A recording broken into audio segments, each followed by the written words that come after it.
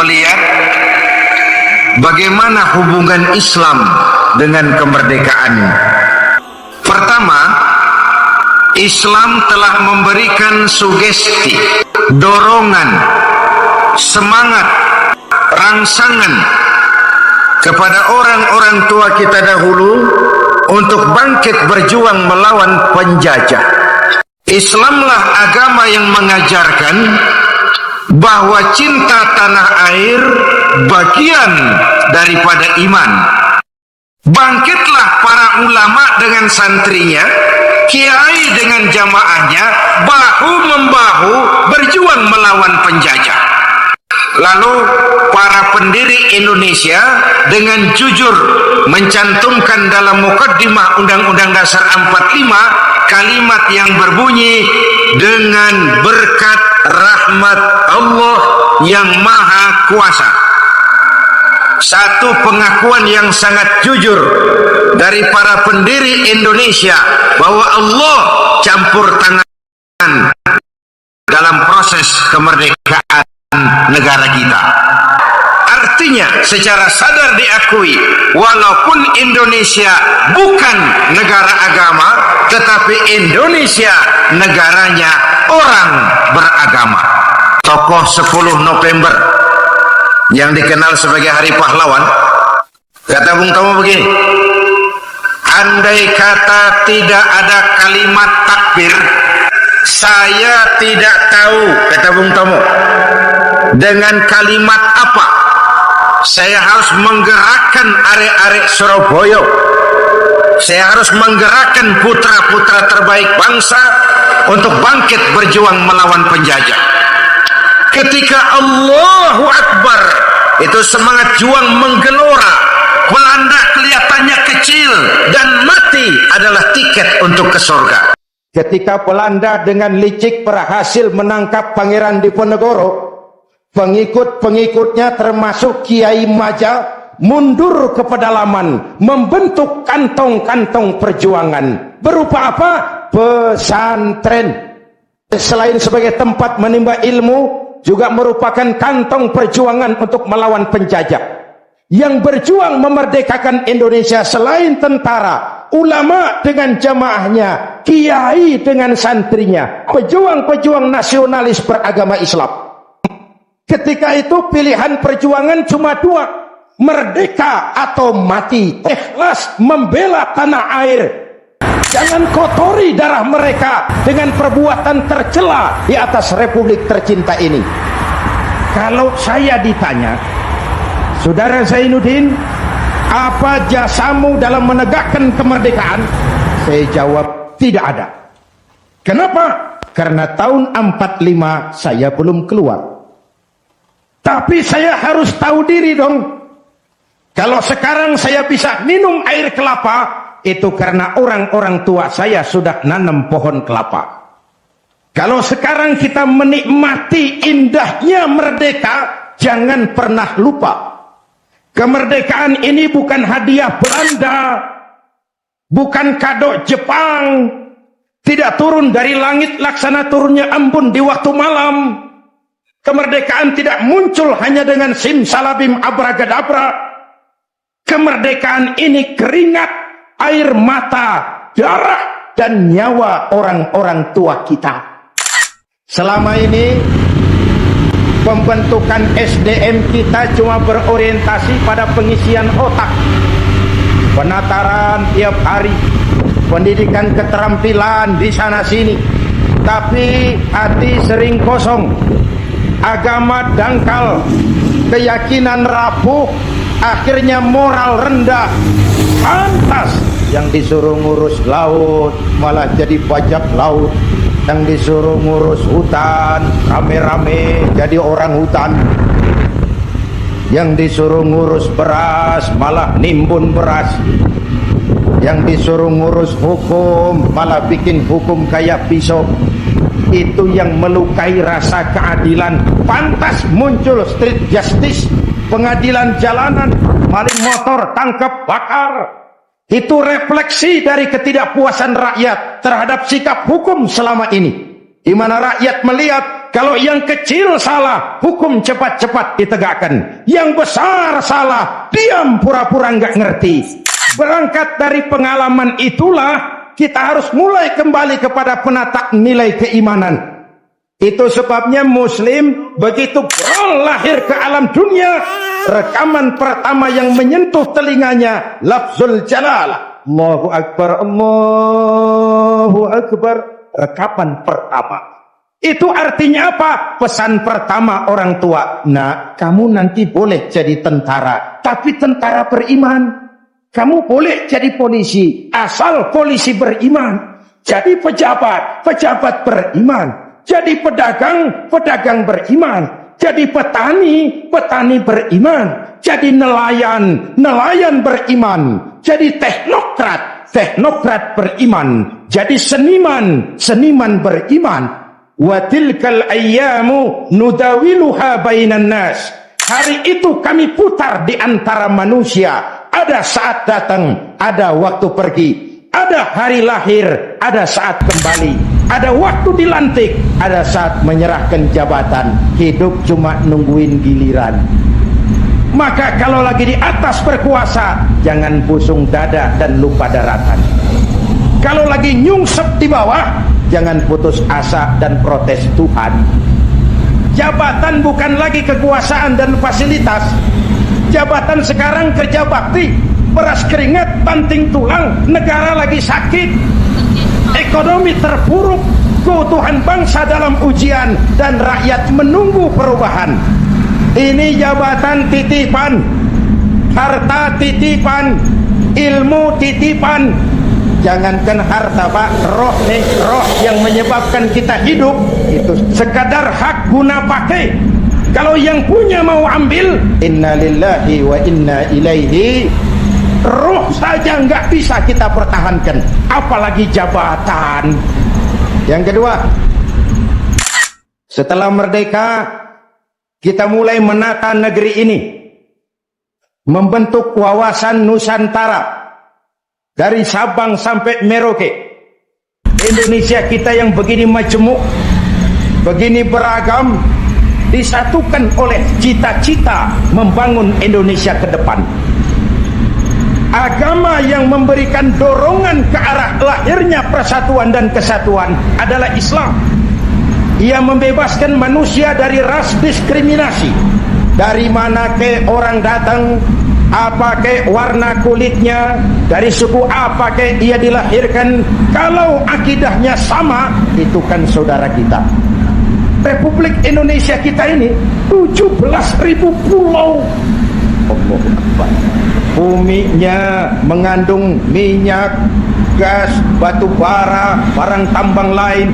Lautnya kaya, hutannya kaya. Indonesia sekarang aset kita 210 juta. Allahu Akbar. Konon menurut keluarga berencana nasional, di Indonesia ini tiap 1 menit lahir 8 bayi. Ini kan menyangkut sekolah yang harus kita siapkan, lapangan kerja yang harus kita sediakan, kesehatan yang harus kita pikirkan, pertumbuhan penduduk. Kan artinya itu, penduduk artinya lapangan kerja, sekolah, kesehatan. 87% penduduk Republik ini Muslim. Watak Islam itu rahmatan lil. Kalau besar, dia mampu melindungi yang kecil. Kalau kecil, dia mampu menjaga diri. Ini bukan umat teroris, ini umat cinta damai. Ini bukan umat tiang kerok, ini umat penegak kebenaran. Kita tidak pernah cari-cari musuh, tapi kita pantang lari kalau ketemu musuh. Dan sekarang kalau para elit di atas masih suka pada bertengkar, kita rakyat nggak usah ikut-ikutan. Jadi penonton yang baik sajalah. Waktunya keplok-keplok. Namanya juga elit, Bang. Siang dia bertengkar, malam makan bareng di hotel. Kita di kampung udah pada ngasah golok. Sebaliknya elit di atas juga kudu sadar dong. Seperti saya bilang, di mana-mana juga kalau kebo berantem sama kebo, yang rusak rumput. Pemimpin bertengkar sama pemimpin, yang bingung pengikut. Berhenti dah berantem supaya rumput tumbuh subur. Amin. Kita nih rakyat kecil udah capek. Padahal kita kan rakyat kecil, tuntutan nggak banyak-banyak amat. asal keadaan aman, bisa kerja, makan cukup, anak bisa sekolah, rapi urusan. Yang mau jadi presiden si amat, si badu, bodo amat kita mah. Bangsa kayak gelas bang, begitu pecah nggak bakal bisa ditambal.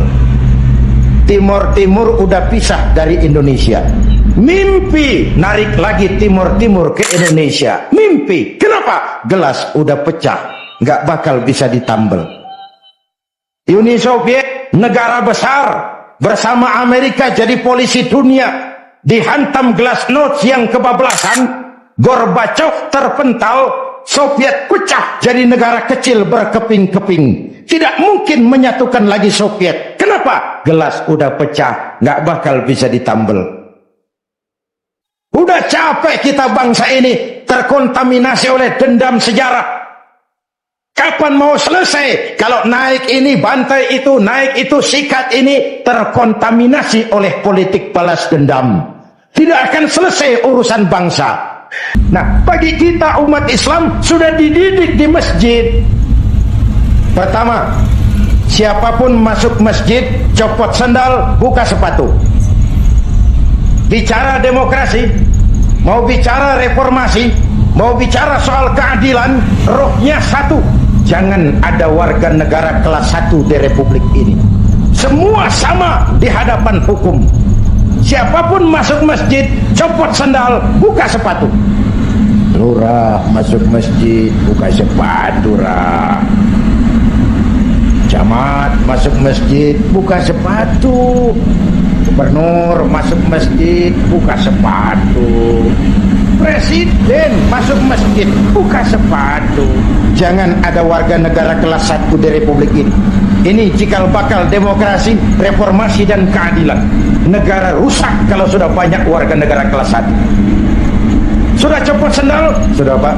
Sudah buka sepatu? Sudah. Ayo masuk ke dalam masjid. Kalau sudah masuk ke dalam, ibu bapak lihat, yang datang dari sebelah kidul, madep mulon bang.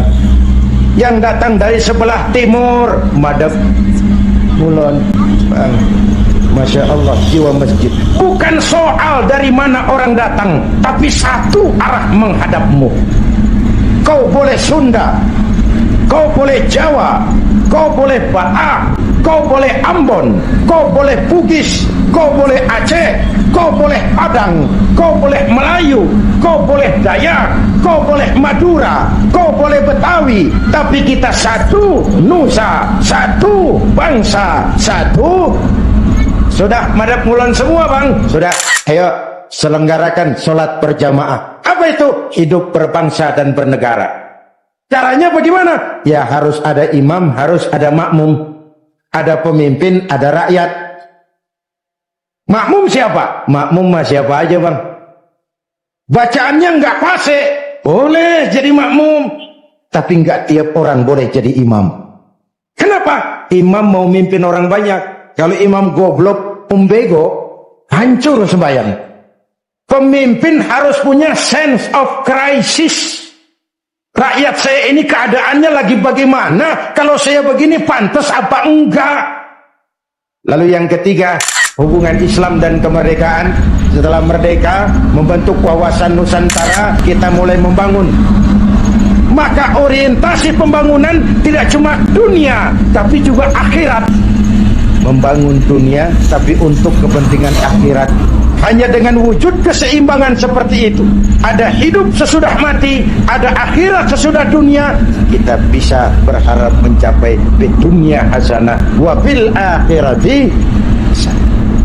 Saya mulai berkenalan dengan politik lebih dulu daripada menjadi mubalik. Tahun 71 saya sudah ikut politik praktis. Waktu itu saya jadi juru kampanye Partai Nahdlatul Ulama. Pemilu pertama di zaman Pak Harto yang diikuti oleh 11 partai. Tahun 74, 4 partai Islam, NU, Parmusi, PSII, Perti, melebur jadi satu. Lahirlah Partai Persatuan Pembangunan. Asasnya Islam, lambangnya Ka'bah, hasil istikharah Hadratus Syekh Kiai Haji Bisri Samsuri, Rais Suriah Nahdlatul Ulama waktu itu, yang adalah kakeknya Kiai Haji Abdurrahman Wahid.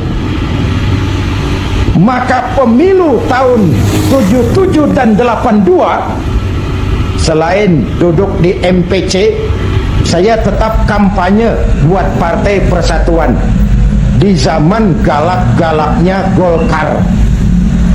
Tahun 77 82, Bu, kalau berangkat kampanye itu pamitnya pamit mati, nyawa taruhannya. Padahal calon anggota DPR bukan, apalagi calon menteri, digaji kagak. Itu yang namanya panggilan jiwa. Karena partai ini asasnya Islam, tujuannya amar ma'ruf nahi munkar untuk kemaslahatan bangsa dan negara. Kenapa? Negara ini kan kayak kapal, Pak. Kapal laut. Orang naik kapal laut kelasnya nggak sama. Ada yang di dek kelas 1, kelas 2, ada yang kamarnya di bawah. Kalau yang dapat kamar di bawah perlu air, dia kudu ke atas. Lewat tangga, jalan jauh, capek, keringetan. Potong kompas.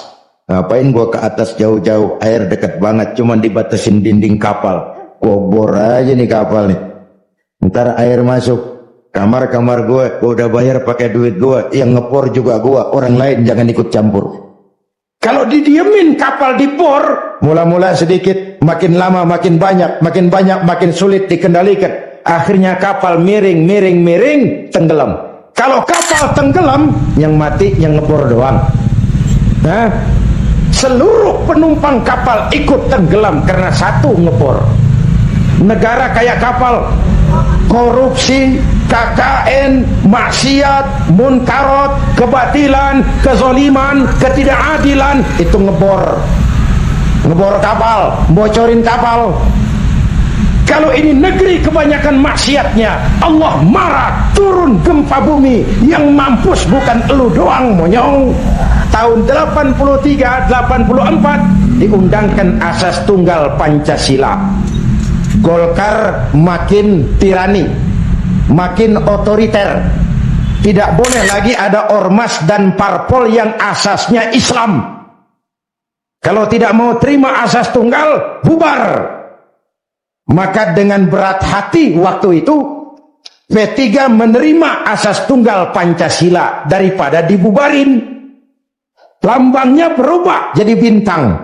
Saya protes waktu itu kepada guru saya, Hadratul Mukarram Kiai Haji Dr. Idham Khalid. Pak, kenapa diterima asas tunggal Pancasila? Kita harus melepas asas Islam, kan rugi. Beliau senyum, apa kata beliau? Zainuddin, ibarat warung, kita sekarang nggak boleh dagang nasi uduk, biarin aja dagang pisang goreng dulu. Sebab kalau kita dagang nasi uduk juga warung digusur. Biarlah dagang pisang goreng dulu, yang penting masih punya warung. Nah, Masya Allah, orang tua bijaksana. Tapi saya sudah kadang frustasi. Apa artinya lagi berpolitik kalau asasnya tidak Islam?